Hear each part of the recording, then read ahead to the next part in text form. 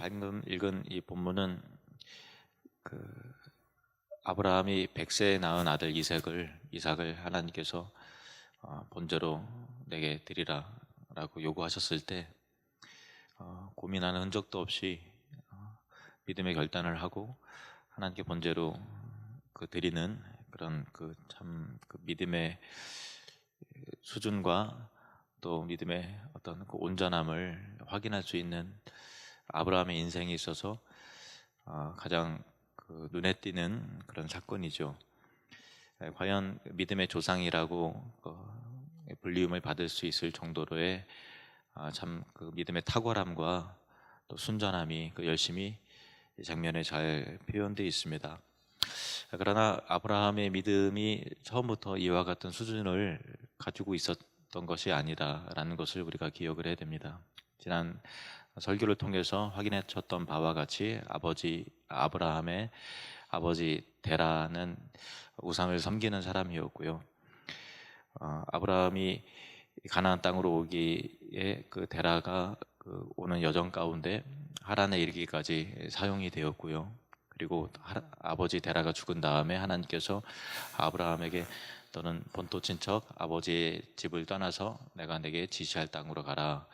그리고 내가 너로 큰 민족을 이루게 하고 또 너를 축복하는 자에게는 내가 복을 내리고 너를 저주하는 자는 내가 저주하리니 땅의 모든 족속이 너로 말미암아 복을 얻을 것이니라 이렇게 약속을 하셨죠.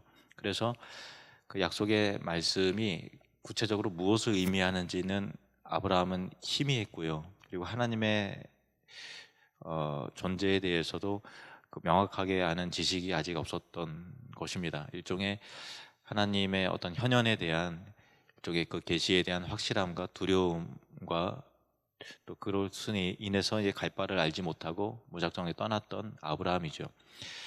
탁월한 믿음은 거기는 아니었습니다만은 그러나 믿음의 시작은 그렇게 되었다고 볼 수가 있습니다. 그래서 아브라함이 처음에 하나님께서 아브라함에게 나타나셔서 하나님 나라에 대한 축복, 내가 너로 큰 민족을 이루게 하겠다라고 했는데 민족을 이룰 만한 가능성이 현재 아브라함에게는 아무것도 없었거든요. 나이가 이 당시에 가나안 땅에 도착을 했을 때 75세였고요. 그리고 아브라함에게 있어서는 자식이 없었죠. 그래서 도무지 내가 너로 큰 민족을 이룰 것이다 라고 하는 약속의 말씀이 아브라함의 삶 가운데서 그것이 현실로 나타나기까지 아브라함은 굉장한 갈등과 고민을 사실 많이 합니다. 그것이 아브라함은 물론 믿었지만 그 믿음에 온전하지 못함이 곳곳에서 드러나게 되었는데 대표적으로는 아브라함이 약속했던 가나안 땅에 정착하고 나서 그 땅에 큰 기근이 흉년이 들었어요. 경제적인 굉장한 그 불황이 닥친 거죠. 그래서 이스라고 한 그 가나안 땅을 벗어나서 살겠다고 그 애굽으로 내려갔습니다. 그것도 이제 하나님께서 약속하신 땅을 버리고 떠난 것이니까 아직은 미숙한 믿음의 상태임을 나타내고 있는 거고요. 그리고 또 사라가 엄청 예뻤던 모양이에요. 그러니까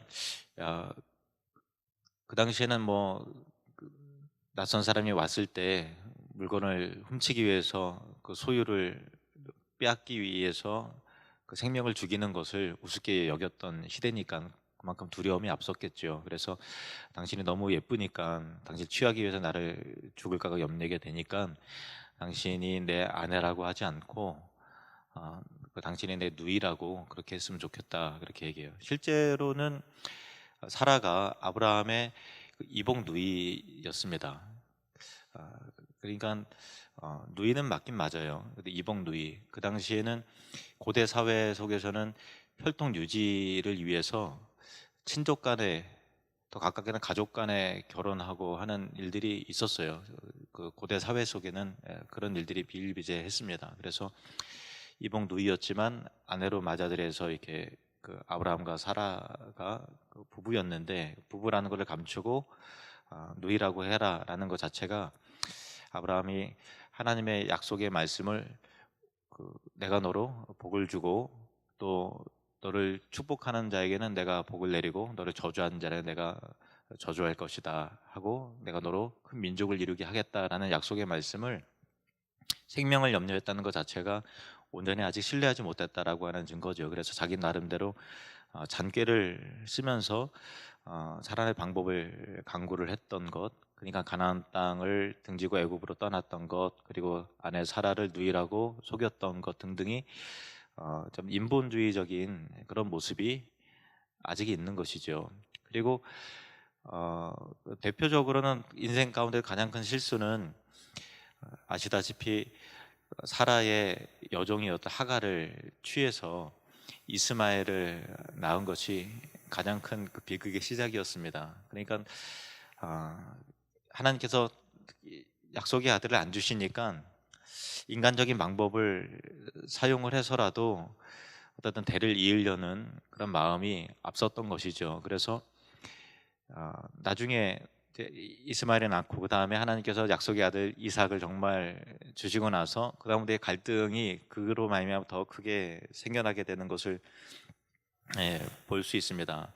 약속의 아들 이삭과 또 서자 이스마엘과의 어떤 그 갈등과 충돌, 또 그 고뇌, 그리고 그 당대에만 끝난 것이 아니라 그 비극은 이삭의 후손이었던 이스라엘 백성들과 그리고 또 이스마엘의 후손인 아랍 계통의 그 사람들이 그 갈등이 아직도 지금 뭐 유혈 그 사태와 갈등과 전쟁이 계속 있는 거 보면 참 그게 그 갈등이 뭐 1, 200년의 갈등이 아니라 수천 년 동안 계속해서 내려오는 갈등이지요. 그 아랍 사람들은 자기들의 조상 이스마엘이 그 아브라함의 그 적자였는데 그 이제 코란에는 그렇게 적혀져 있어요. 아브라함의 적자가 이스마엘이고 서자가 이삭이고 또 성경엔 적자가 이삭이고 반대로 이게 적혀져 있는 거예요. 그러니까 똑같이 아브라함을 조상으로 하고 있는데 그러니까 계속 이게 갈등이 계속해서 일어나게 되는 거죠. 그게 사실은 아브라함의 그런 실수로 인해서 벌어진 사건인 만큼 얼마나 치명적인 실수입니까? 그 이스마엘을 낳았을 때가 아브라함이 86세였어요. 86세. 그러니까 그 하나님께서 하나님의 약속을 받았던 때가 가나안 땅에 도착했을 때가 75세였죠.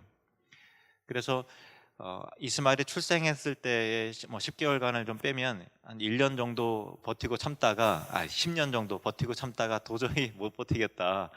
도저히 하나님의 약속이 안 이루어지는 거 아니야. 어떻게든 한번 해보자. 이렇게 해서 이스마엘을 낳았던 것이죠.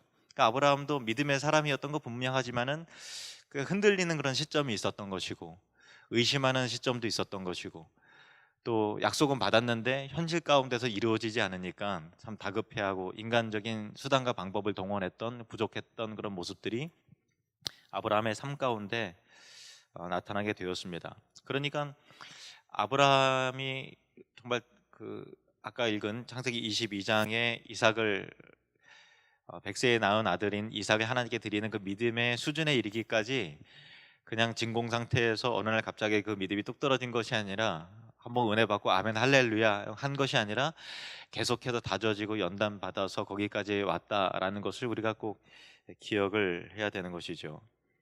물론 아브라함의 삶 가운데서 대표적인 실패하는 그런 모습들이 흔들리는 모습들이 물론 있었지만은 그 믿음이 더욱더 성숙하고 성공적으로 보여지는 그런 사건들도 굉장히 많이 있습니다.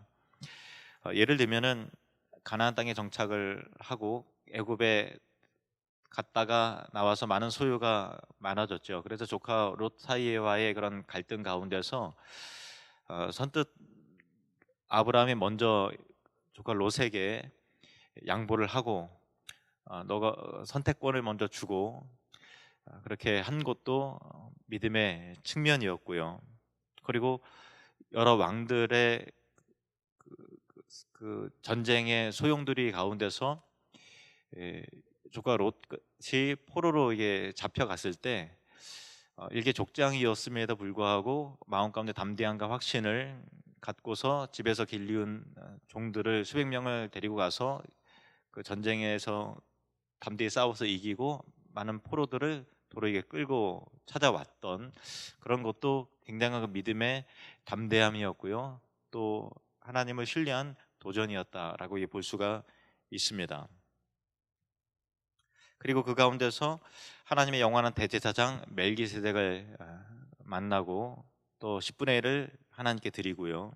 그리고 또 아브라함의 장막에 찾아온 하나님의 천사 셋을 극진한 대접으로 공개했던 그런 그 모습들도 다 믿음의 측면들이죠. 특히 창세기 15장에 보면은 하나님께서 환상 쪽에 나타나셔서 아브라함아 두려워하지 말라 나는 너의 방패요 지극히 큰 상급이니라 이렇게 말씀하셨을 때 아브라함이 하나님에게 하나님이여 여호와여 내게 무엇을 주시려나이까 나는 자식이 없는데 나의 상속자는 이 다메섹 사람 엘리에셀이 내 상속자가 될 것입니다. 하나님께서 내게 자식을 주지 않으셨기 때문에 우리 집에서 나고 길리온 자가 내 상속자가 될 것입니다 라고 일종의 불평과 푸념을 했죠. 근데 하나님께서 그 사람이 너의 상속자가 아니라 내 몸에서 날 자가 바로 너의 상속자다라고 하시면서 그를 이끌고 밖으로 나가셔서 밤하늘의 별들을 바라봐라. 이 별들처럼 너의 후손도 이와 같아 질 것이다 이렇게 말씀하셨죠. 그때 아브라함이 여호와를 믿으니 하나님께서 이것을 그의 의로 여기시고 하는 참 주옥 같은 하나님께서 아브라함이 하나님을 믿었고 단순하게 믿은 거예요. 물론 이제 그 믿음마저도 나중에 흔들려 갖고 그 다음에 또 이스마엘 사건이 터지긴 하는데 어쨌든 그를 후손이 위와 같을 것이다라는 것을 아브라함이 믿었고 하나님께서 이것을 그의 의로 여기셨다라고 하는 창세기 15장에 나온 그 믿음의 그 단순하게 믿는 아브라함의 믿음 그것이 참 우리에게 좋은 모델이 또 되는 부분이 있죠. 그런데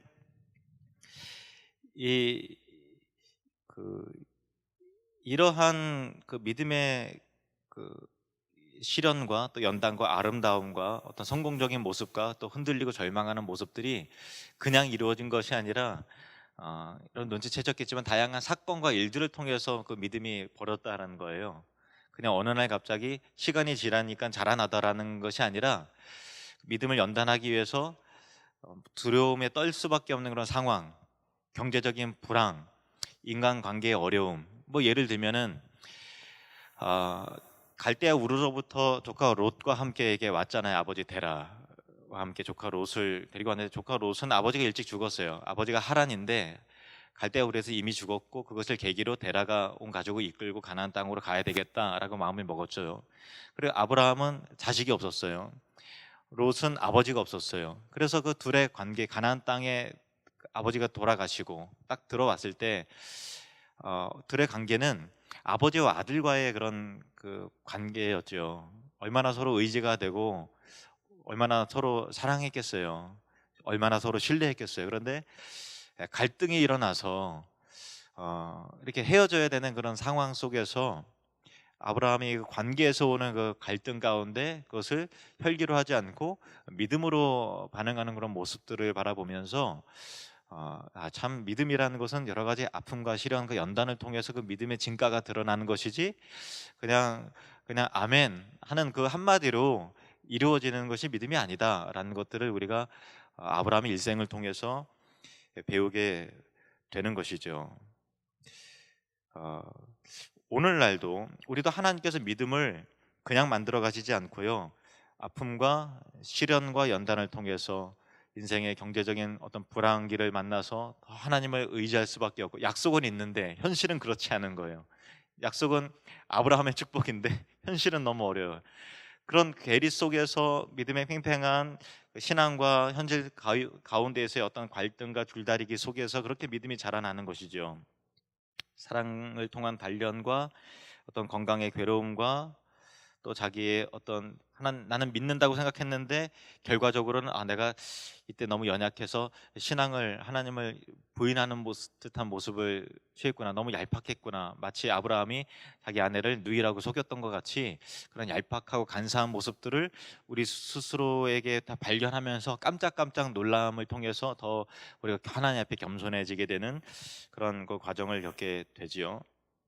그러한 과정과 또 일들을 통해서 우리 신앙은 만들어져 간다라는 거예요. 하나님께서 그런 일들을 통해서 만들어 가십니다. 특히 오늘 읽은 이 말씀처럼 자식을 내려놓는 이 아픔을 통해서 하나님은 그의 믿음을 정점으로 끌어올리세요. 그러니까 이 시련이 있었기 때문에, 이 시험이 있었기 때문에 아브라함의 믿음이 더 빛이 났던 거지. 아브라함 믿음이 안만 좋았어도 너 자식 내려놔라라고 하는 이 하나님의 요구가 없었으면은 아브라함의 믿음이 어떻게 드러났겠어요? 우리는 아브라함을 통해서 별로 본받고 배울 만한 일이 없었을 거예요. 그런데 자식까지도 내려놔야 되는 그런 상황 속에서 정말 믿음의 사람이구나라는 것들을 우리가 깨닫게 되는 것입니다. 자, 9절부터 12절까지 보시면요. 교독하겠습니다. 하나님이 그에게 일러주신 곳에 이른지라 이에 아브라함이 그곳에 제단을 쌓고 나무를 버려놓고 그의 아들 이삭을 결박하여 제단 나무 위에 놓고 여호와의 사자가 하늘에서부터 그를 불러 이르시되 아브라함아 아브라함아 하시는지라 아브라함이 이르되 내가 여기 있나이다 하매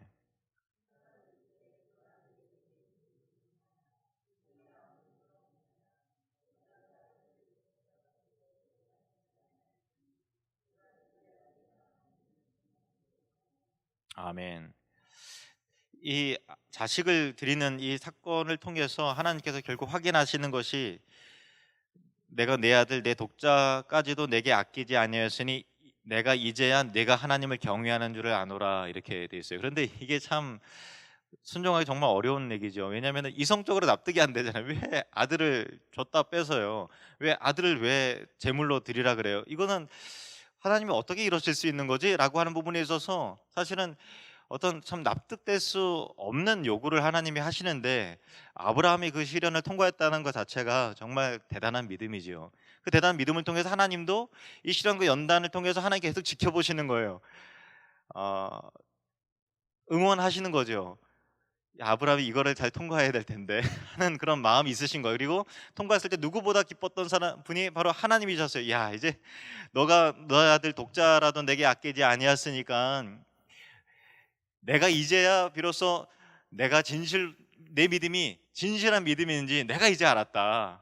이렇게 말씀하신 거예요. 내가 이제 하나님을 경외하는 줄 내가 이제 알았다라는 것이 내 믿음이 정말 진실한 믿음이라는 것이 이제 내가 비로소 알게 됐다. 이렇게 하셨다라는 거죠. 여러분 축복합니다.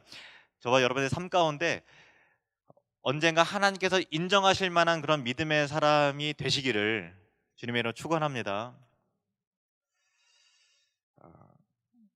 그리고 나서 이 사건은 하나님께 또 두 번째로 이어서 말씀하시는 내용이 사실은 그 피크예요. 자, 이 15절부터 18절 말씀을 보시면요.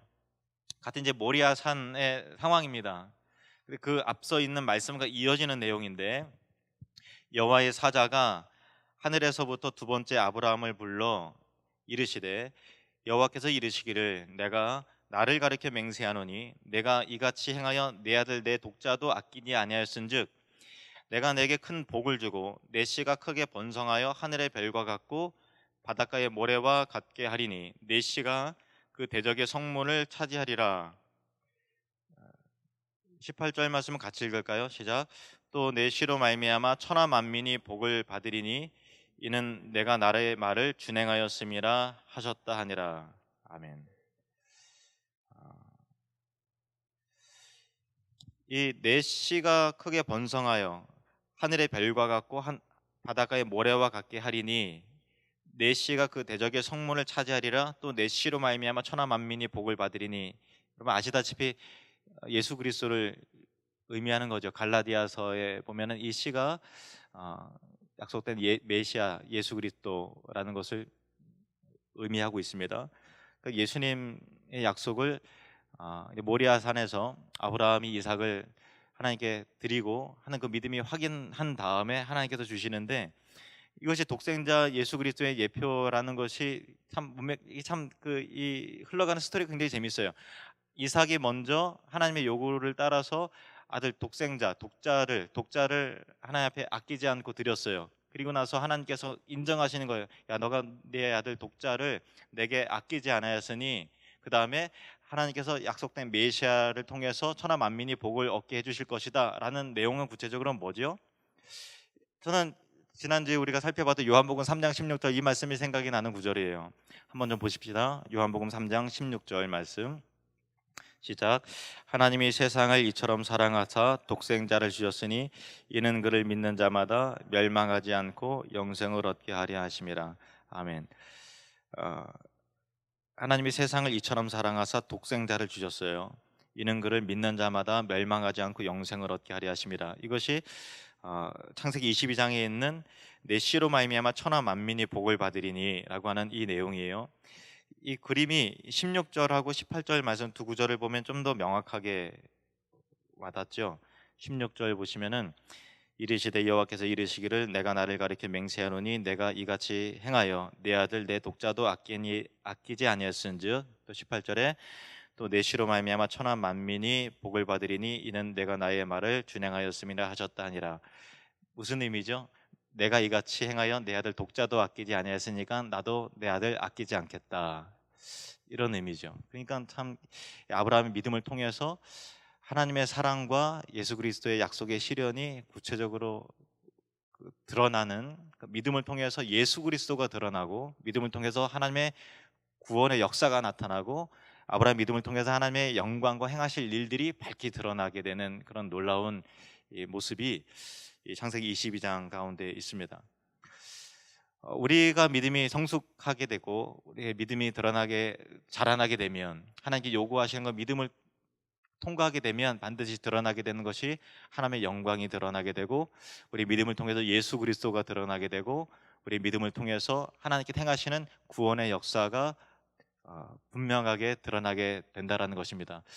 저와 여러분의 그 믿음의 삶 가운데 과정 가운데서는 물론 아브라함이 겪었던 그 인생처럼 시련도 있고 때로는 의심도 들 때가 있고 좌절과 절망도 있을 때가 있고, 그렇지만은 그 믿음의 연단을 하나님의 은혜 가운데 잘 통과해서 하나님께서 인정하실 만한 믿음의 그릇이 되어서 저와 여러분의 믿음을 통해서 예수 그리스도의 영광과 구원의 놀라운 역사가 여러분의 삶 가운데 정말 멋있게 펼쳐지기를 주님으로 축복합니다.